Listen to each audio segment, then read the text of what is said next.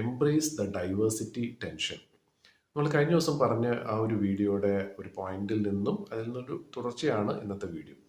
വേറൊന്നുമല്ല, കഴിഞ്ഞ ദിവസം നമ്മൾ കണ്ട ഒരു കാര്യം എന്ന് വെച്ചാൽ, ഒരു സ്ഥാപനത്തിൽ ഒരു നേതാവ് എന്നുള്ള രീതിയിൽ എന്തെങ്കിലും തീരുമാനം എടുക്കണം എന്നുണ്ടെങ്കിൽ എല്ലാവരുടെ കയ്യിൽ നിന്ന് ഇൻപുട്ട് എടുക്കണം. അതും വ്യത്യസ്തമായിട്ടുള്ള ഫീഡ്ബാക്ക് അല്ലെങ്കിൽ ഇൻപുട്ട് നമ്മൾ തീർച്ചയായിട്ടും എടുക്കണം.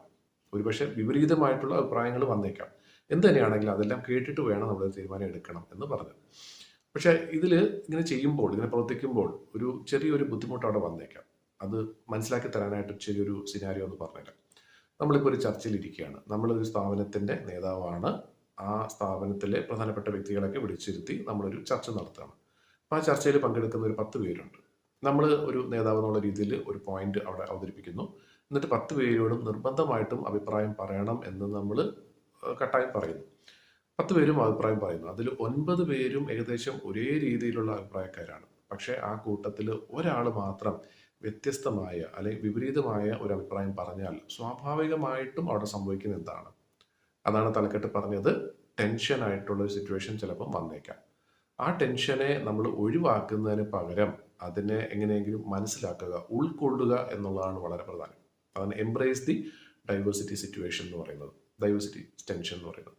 അപ്പം അവിടെ സ്വാഭാവികമായിട്ട് സംഭവിക്കാൻ ചാൻസ് ഉള്ളത്, ആ 9 പേരും ആ ഒരൊറ്റ ആളോട് അവർക്കൊരു ദേഷ്യം തോന്നിയേക്കാം. ഒരു പക്ഷേ ആ കൂട്ടത്തിൽ അല്ലെങ്കിൽ ആ സ്ഥാപനത്തിൽ ആർക്കും ഇഷ്ടമല്ലാത്തൊരു വ്യക്തി ആയിരിക്കാം. പക്ഷേ അതുകൊണ്ട് മാത്രം അയാൾ പറയുന്ന കാര്യങ്ങളെല്ലാം തെറ്റാണ് എന്ന് നമുക്ക് തീരുമാനിക്കാൻ പറ്റില്ല. കാരണം ചില സിറ്റുവേഷനിൽ മോശപ്പെട്ട ആളുകളും അല്ലെങ്കിൽ മോശപ്പെട്ട സ്വഭാവമുള്ള ആളുകളും ഒരു പക്ഷേ ശരിയായ കാര്യങ്ങൾ ചിലപ്പോൾ പറയാനും പ്രവർത്തിക്കാനും സാധ്യതയുണ്ട്. അല്ലാതെ ജീവിതത്തിൽ അവർ ചെയ്യുന്ന എല്ലാ കാര്യങ്ങളും തെറ്റാണെന്ന് നമുക്ക് ഒരിക്കലും തീരുമാനത്തിൽ എത്താനായിട്ട് സാധിക്കില്ല. അപ്പോൾ തീർച്ചയായിട്ടും നമ്മൾ ചെയ്യേണ്ടത് എന്താണെന്ന് വെച്ചാൽ, നമ്മുടെ സ്ഥാപനത്തിൽ അല്ലെങ്കിൽ നമ്മുടെ കുടുംബത്തിൽ, നമ്മുടെ സുഹൃത്ത് വലയങ്ങളിൽ അങ്ങനെ ഒരു കൾച്ചർ നമ്മൾ വളർത്തിയെടുക്കുക എന്നുള്ളത് വളരെ പ്രധാനമാണ്. അതിൻ്റെ ഒരു ലീഡ് റോൾ തീർച്ചയായിട്ടും നമുക്ക് എടുക്കേണ്ടതായിട്ടുണ്ട്. എന്നാൽ മാത്രമേ എല്ലാവർക്കും അവരവരുടെ അഭിപ്രായങ്ങൾ തുറന്ന് പറയാനുള്ളൊരു ധൈര്യം ഉണ്ടാവുള്ളൂ. അതൊരു നല്ല കൾച്ചറാണ്.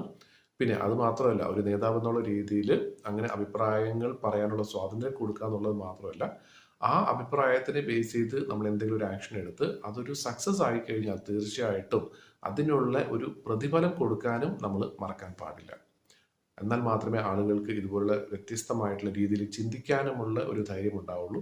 ഇല്ലെങ്കിൽ എന്താ പറ്റുന്നത് വെച്ചാൽ, എല്ലാ ആളുകളും ഏകദേശം ഒരേ രീതിയിലായിരിക്കും ചിന്തിക്കാൻ ശ്രമിക്കുന്നത്. ഒരുപക്ഷെ ചിന്ത വേറെ ആയിരിക്കും, പക്ഷെ പറയുന്നത് പുറത്ത് അവർ തുറന്ന് പറയുന്നത് എല്ലാവർക്കും ദോഷമില്ലാത്ത രീതിയിൽ, എല്ലാവർക്കും കേൾക്കാൻ എന്താണോ ഇഷ്ടം ഉള്ളത് അത് പറയാനായിരിക്കും ശ്രമിക്കുന്നത്. പക്ഷെ അതല്ല വേണ്ടത്. വ്യത്യസ്തമായിട്ടുള്ള അഭിപ്രായങ്ങൾ വരണമെന്നുണ്ടെങ്കിൽ തീർച്ചയായിട്ടും